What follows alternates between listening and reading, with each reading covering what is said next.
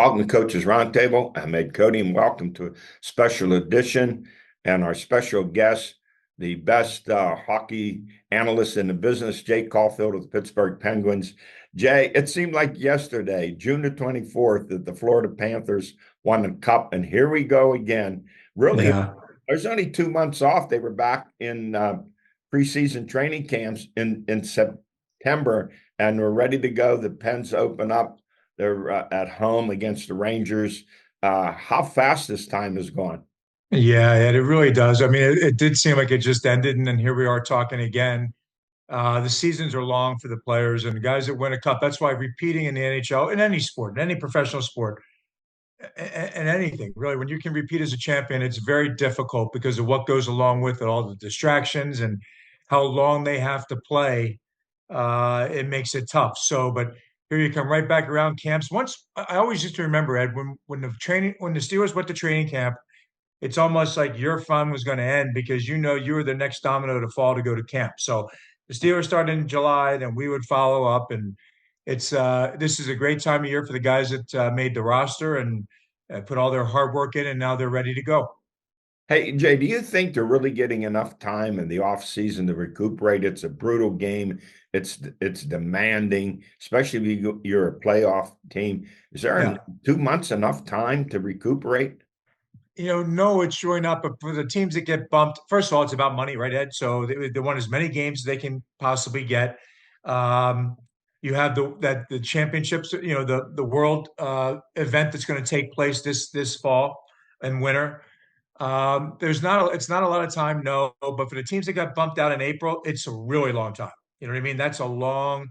If you don't make the playoffs, like for the Penguins, that's a long off season, and they're anxious to get back. But the teams that go all the way and the one you feel for is the guy that lost in the finals, right? They went that far and didn't get any of the rewards that go with it, and they're starting up the same time as everybody else. So very difficult, not enough. But again, it's about money and it's about what drives it, and it just comes around real quick. That's why players they have to take such good care of themselves.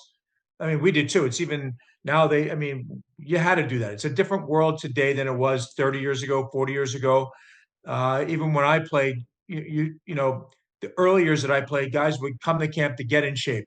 Now you come to camp, and in the later years that I was there, you came to camp, you had to be ready to go. It's truly that way now. I mean, they have a couple of days of camp and then they're playing their first exhibition game. So it comes around quick, Ed. It's if you could get another little bit more time, that would be great, but that's not going to happen. Hey, Jay, let's take a look back before we look at this season. 2023, the second year in a row that the Pens did not make the playoffs, 38, 32, and 12. Overtime, 4-9, shootout, 2-3. Their overall standing, they were 19th, 10th in the Eastern Conference, and fifth in the Metro. And here's something I want to ask you about. Their offense, they averaged 3.09 goals per game, and the defense 3.02. That's as tight as you could get. What should be Yeah. the differential there to make you a playoff team? Well, Ed, that's a really good question. I've never looked at it as far as those numbers like that. I mean, you don't want to see yourself being above. I mean, you want to be certainly the 3+ for goals for. You want to keep the other number down as much as you can. The goaltending was up and down throughout the year, and they had numbers that kind of take that out. It can skew it a little bit, right? So they can mess up the numbers. I think in that all those things when you look at, um, you can't be even, right? That's a given. But I think what really killed them was the special teams, right? And you see the overtime losses. You just went through their record. We know the special teams was such a topic that they made a coaching change. Todd Reardon is the guy that ends up being out, and they bring in David Quinn. So, but it's the power play thing that really cost you. If you just look at how many games that the special teams cost them, even with those numbers being what they were, Ed, the special teams truly cost them in so many games. Maybe they didn't score, but they gave up a shorthanded goal. They had a chance to win a game and put it away with the special teams, with the power play. They couldn't do it. They're the things that derailed the Penguins throughout the year. And again, you need Nedeljkovic came on strong as in the net. Jari up and down had some spectacular nights, and then nights that he wasn't happy with himself. So you got to rectify that. The special teams, and with that being said, as the special teams, it's just a little bit better. I'll just go with the power play, as we all know, just a little bit better. The Penguins find themselves in the playoffs, but that's not what they're all about. I mean, it is being in the playoffs, yes, but it's a not. I mean, the guys that are on that roster, and we know the ones we're talking about: Crosby, Malkin, Letang. They're not there just to make the playoffs. They're always thinking championships. And right now, we have to see, is this team made up going forward a championship team? Last year, in the last couple of years, it obviously was not. I think Kyle Dubas has come in and brought in, making all his moves and started to put together and build the depth through the system. And if you watch through training camp, there's a lot of new blood that was sprinkled throughout there, and guys made an impact. So that's what has to happen. You have to correct the special teams and just be consistent with it. And then you go from there, then the Penguins will find their way in. But to me, it was a very difficult couple of years, and most people don't survive that. When you don't make the playoffs a couple of years in the National Hockey League, you're seeing a house cleaning. So, but right now they've got everybody in place. They're ready to go. And I think with the new blood that's kind of inserted in here, um, from a couple, blue line might it be? I think St. Iden's a great addition. I think you saw Puljujarvi have a great training camp. He needs to keep it going right away to start of the season. You see McGroarty getting an opportunity, Lizotte on the shelf, but the depth, and we'll get into a little bit more. I know you will, but I think usually when you don't make the playoffs, that it's a very difficult time, and not to do it 2 years in a row and not win a series over the last 6 years. That's a tough pill to swallow. So what does Quinn bring to the table to improve this power play that was 15.3%, 30th rank? What can he do? What change? I know they say, well, that looks better in the preseason, but I watch preseason NFL. I put no stock in it at all. Right. I don't either. I mean, I don't. I mean, but the one good thing about it in the preseason for, first of all, I totally agree with that comment. Preseason for me in sports today is way different than it was 15 years ago. But the one great thing about it is they've had the chance to work on it in live game action as close as you can get, because all the practicing you can do at the rink and things like that and work on what you're trying to accomplish is, as soon as you step on the ice in a real game, until you hit that moment, it's going to be different. That's for any role. That's a given. That's any place you play. So I think the plus is that they've had that opportunity to work on the power play in the preseason. Carlson, though, not a part of it, right? So he's got to find his way in. How does that play itself out? I think, going back to your question about David Quinn, I think there's familiarity with Mike Sullivan. They've been around each other. They know each other very well. He brings a guy. You needed a fresh voice, number one. Todd Reardon ends up being the fall guy for it, and maybe it just got stale. Whatever it is, it became stale. The pressure built on that side of it, and I know Todd Reardon, who's a good coach, felt the brunt of that, and there's a change, and that was the one change they made. But David Quinn coming in, a fresh voice. I think you've heard all the talk about it. They want the quicker puck movement, all these things, but it really comes down to great zone entries, right? Retrievals, and get pucks through to the net. And from there, you can get into all you want to do. But if you don't get a good zone entry, starting over every time and chasing it back down, then you can't do it. So I'm sure they're working on all those things: great zone entries, retrievals, pucks to the net, and quick puck movement. And I think the games that I saw, that's what you can see a little bit of real quick, but not enough of a sample for me. I'm sure as soon as they start the season, we'll get a great look at it on opening night. And let's hope they get off to a great start, because if they do that, the momentum and the confidence goes with you. And I'd expect big things if they can get that going right away. Just a couple points higher, as we said a few minutes ago. They're in the playoffs last year, but it didn't happen. Hey, talking about offseason moves, let's look at the signing of 37-year-old Sidney Crosby. Hard for me to believe this is his 20th season coming up. He gets a 2-year contract extension at $8.7 million, what he was making. That's a bargain. He's equivalent to an NFL quarterback. You know what those guys are making, 30 and 40 million a year. So what a bargain this is, but it shows his commitment. He wants to win another cup here before he hangs it up. Yeah, and also probably the smartest. I've said he does everything right. He just does. I mean, what player with guys signing 14 million a year right now, and he understands where he's at age wise. But look how he played the game last year, and still, I think just a great move. He's been in Pittsburgh his whole career. Doesn't want to have that be any different, and does want to bring a championship back here. And they got to build it around him quick, because you hope that you can stay like how he performed last year at the age he is.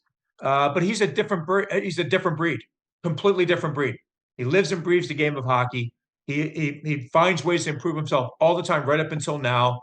And again, a great signing, just a great I say the smartest guy in sports because if you look at it, they won't be better if he takes more money. He understands the lay of the land. I'm sure there's some way that they can make this up because there's never been an athlete that's done as far as this category. We've seen the likes of Mario come through here and do what he has done. Now you have Sidney Crosby doing something that falls in the category of what a great, smart athlete is, and the love that he has for the city, his team, the organization, and how he loves the game. And that's why he's able to do it, Ed. But you got to take advantage of it while he's still uh, in this position where he looks good, looks strong, and ready to go again. Well, on that note, Dubas always also brings back Malkin and Yep. Letang. So you got three guys in that 36, 37-year-old Yeah. age group. Did the Pens make the right move, bringing all three of them back? And will they have enough supporting cast for these three guys?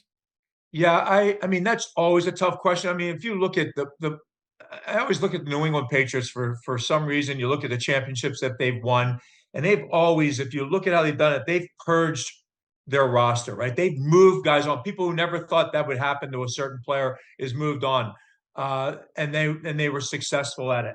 I don't think those guys, between the three of them, were ever going to want any one guy to go, and somehow together they combined and they've kept all three of them. And the age that they are, they've played a lot of hockey, a lot of tough hockey, tough on the body, as we mentioned before, Ed, about how short off season, how quick a turnaround it is, and to try and play. And they've played such high impact, stress games that when you come back, it takes a lot out of you.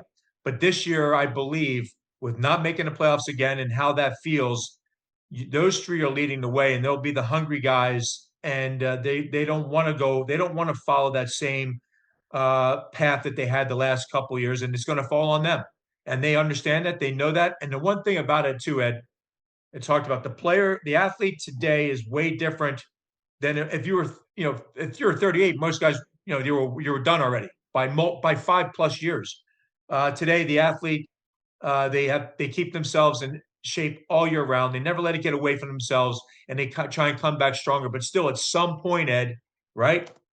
It gets you, right? The age thing is going to catch up to you. But right now, they're defying it, and nobody more than Crosby and Letang, and you have Malkin that again they're on a mission this year, and they're gonna have to be the guys that carry the team, and they certainly can stand that weight on their shoulders because they've done it all their career. And I expect them to come out strong right off the bat again and have to lead the way. Jay, let's look at 2024. I mean, scouting report. Let's start with defense.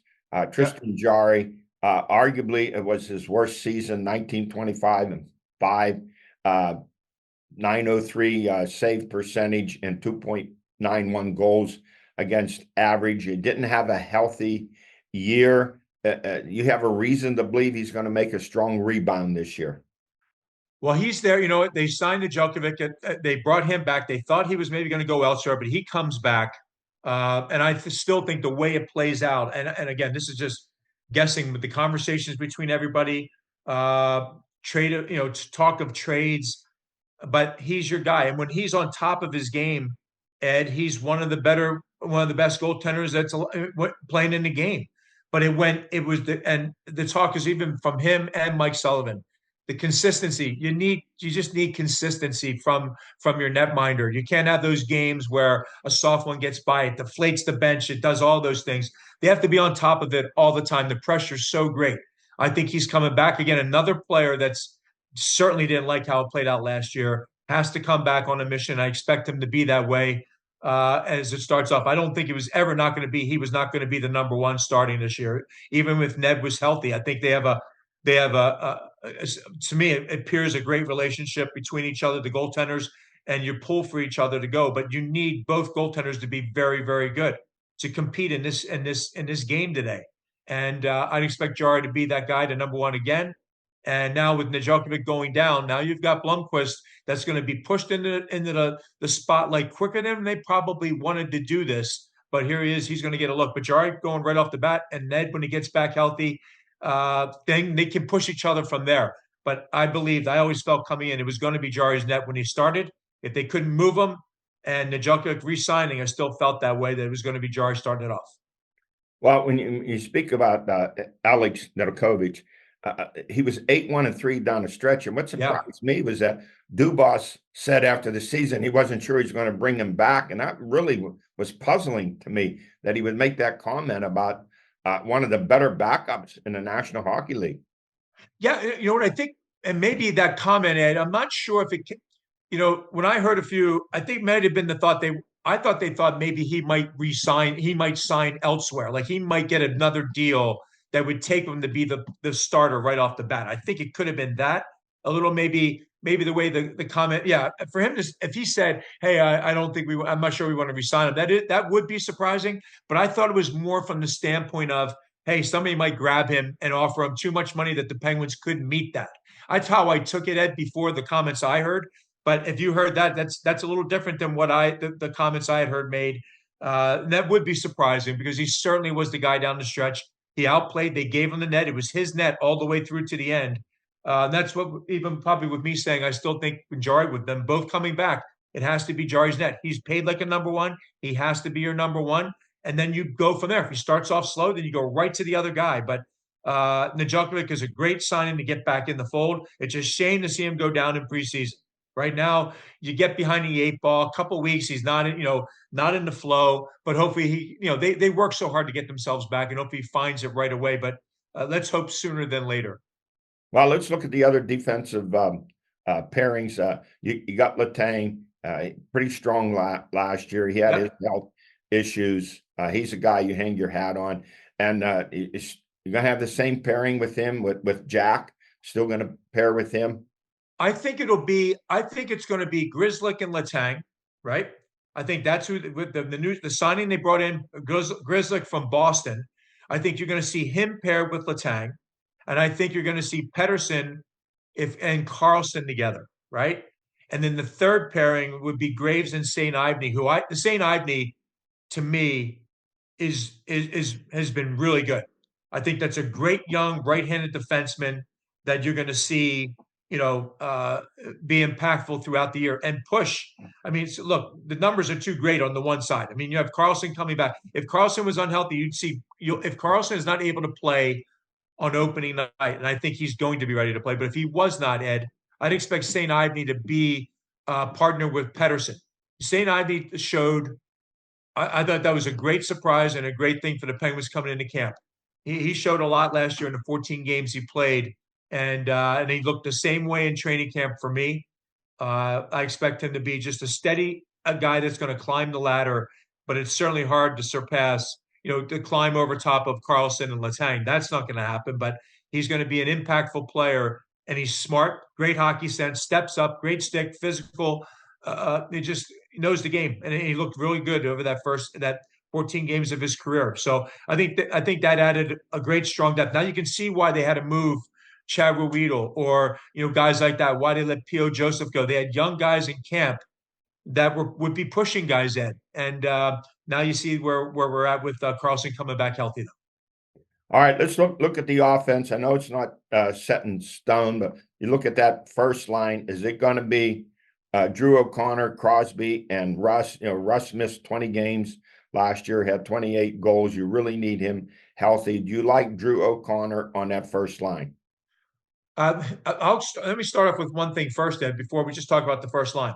I don't know when Mike Sullivan has had as much flexibility with the talent that he has in the fold right now, right? So there's multiple players that can be up on that first line. I think they would like to give, but Brian Rust not being healthy right now, he hasn't skated. It's going to be a different look than what we see if Rust comes back. Remember, Rust and Lizotte, another acquisition in Lizotte, are two guys that are not healthy right now.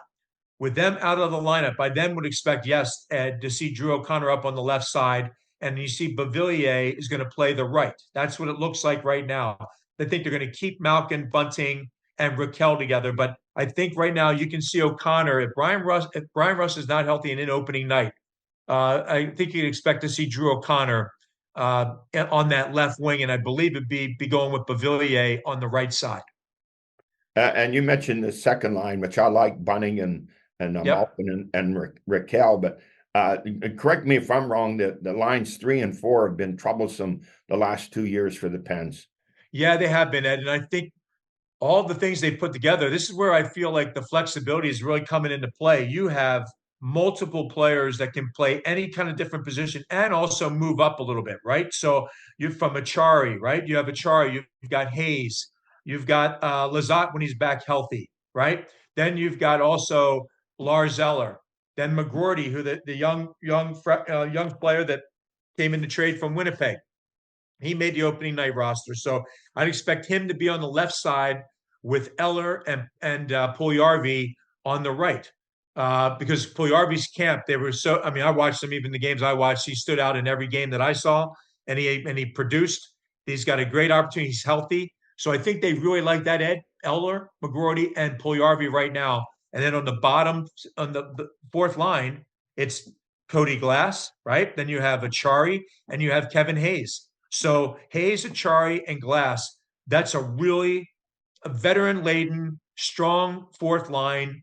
You can rely on them. You can take the defensive zone draws. All the things can come around with that. And they can mix and match. They can play center. They can play wing. That's why I said the flexibility that Mike Sullivan has in this lineup. The difference is going to be, first of all, it's great for Mike. So the key is going to be what guys are going to be the PK guys. There's the guy, you have to have a dual role. If it's close with players and who's in and who's out, it's going to be the guys who are your better penalty killers, who make up those third and fourth line guys, and who are going to be different that way. But I can't remember in quite some time that Mike Sullivan had these many decisions to make and had the flexibility to move guys up and down. Also, Pustin, I forgot about Pustin, Right, I was going to ask you. I think Pustin was. It's going to be interesting. It's like Puljujarvi pushed Pustin out of that slot there, but he's right there. So guys, you can truly rely on him. When Lazat comes back, he's an energy guy. Somebody else is going to get pushed out, Ed. So again, there's 8 to 9 guys that can play in that bottom 6 role, and also some of them have the ability to go up if they need be. And that may happen due to injuries, which is yes, a factor. What about Corey Andonovski? Where do you see him? Well, I think they sent him down, and I haven't seen enough did they of. Send him down? Yeah, I think he went down. I think there's a number of players that went down to the minors. I think pretty much the lineup, the guys we just mentioned, are the guys that are made the roster for opening night. The other guys, I think they like Andonovski. If you go with that, there's players that they really like that you feel you might see throughout the year, Ed. But right now, the roster is going to be the guys I mentioned. Even with that, Ed, think about this. Okay, we talked about O'Connor, Crosby, and Beauvillier. Then you've got Bunning, Malkin, and Raquel.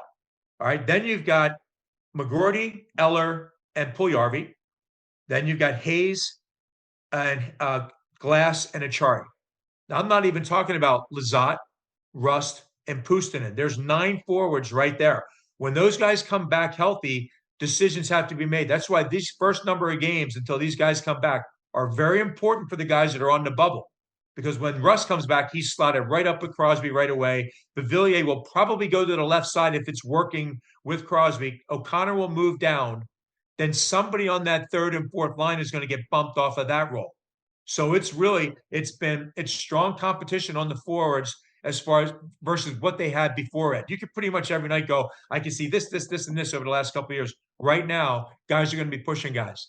Jay, while we don't put a lot of stock in the preseason camp and games, has there been someone who's been a big surprise for you in the preseason? Yeah, I'm going to go with the Puljujarvi, because the way it ended, he got a shot. He came back from serious, hip surgeries. I think they're really, really happy. Obviously, with him, he's slotted in the third line. I think they certainly McGroarty earned a spot out of camp on the opening night roster. He's a young guy that they traded a 1 for a 1. One guy goes to Winnipeg, and McGroarty comes here, and there's pressure that goes with that. I think they're truly happy that he earned a spot. And I think I'm going to stay with the defense core. I'm going to stay with, like, there was young defensemen in there, Ed, but St. Ivany being one that just maintained. He fought off everybody's, the battle for the roster spot. He comes through being that. So for me, it would be Puljujarvi.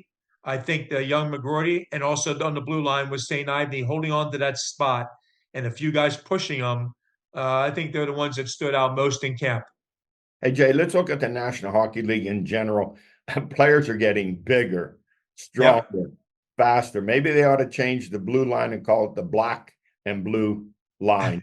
And I'm just wondering, as physical as the game is, are we seeing the National Hockey League doing enough, not only during the season, but in the playoffs, like the NFL does, in protecting their star quarterbacks, in protecting the star players from being blindsided, injured, knocked out of the game, which impacts, of course, on the TV ratings? Yeah.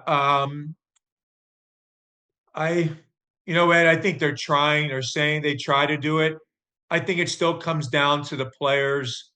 Um, Look, I mean, the fact of the matter is, if somebody takes a run at Crosby or Malkin, you go back to the old letter, the old school kind of rules. Like there's got to be respect. I mean, you got to have respect in the game. But certainly, if there's a the superstar player that people want to see play the game, they got to really watch out. But it's still on the players that are playing the game, Ed. Like they can certainly punish a guy for making a hit that took out, like we saw Laine get hit in Montreal in a preseason game, and it's a player that nobody knows who the guy is that hit him, but they know you took Laine, a talent that's trying to get going again. He's a world class talent, a goal scorer, and he's out, but the other guy just gets suspended and whatever it might be, or so you can only protect them so much as far as what the league is going to do. And it's different than quarterbacks, but still something's going to free up and somebody's going to get away and somebody's going to take a run. It comes down to the players policing the game a little bit themselves, Ed. And a lot of that's gone in the game, but it still kind of should be there. Some teams have it, some don't. But I do think you have to protect your own, if you will, and not rely on the refs or the league to really kind of watch out. But they really need to do that. I mean, the people want to see, they pay a lot of money and they want to see the superstars. And you could go to every game and go, would I pay to watch this, and this? And you might go, no, but I'd pay to watch this guy, this guy, this guy. And the league is aware of that. And they're trying to crack down, but still you get a loose cannon every once in a while in a game that takes a run at somebody. And he's, it puts a superstar in jeopardy. Jay, always great talking to you. Look forward to this season, your expertise and your commentary, and hope the Pens get off to a good start. And it should be an exciting year. They need to make the rebound and make the playoffs. I hope to talk to you when they get to that point of making the playoffs again. Absolutely. And it's always a pleasure to talk to you too. All right. Thank you, Take Jay. care. That's it for us on this special edition. Thanks for joining us.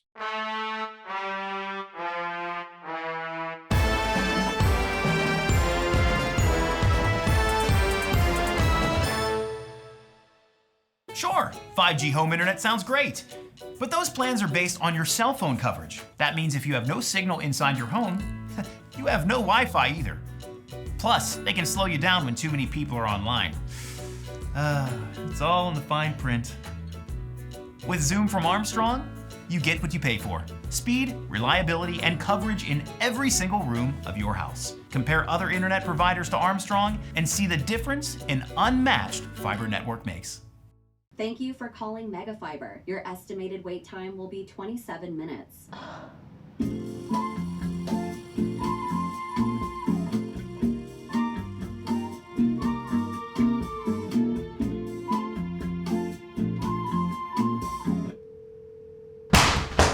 Thank you for Yes, calling hello, hi. Megafiber. Our offices are now closed. Please try your call again later. Customer service when you need it. That's the Armstrong way.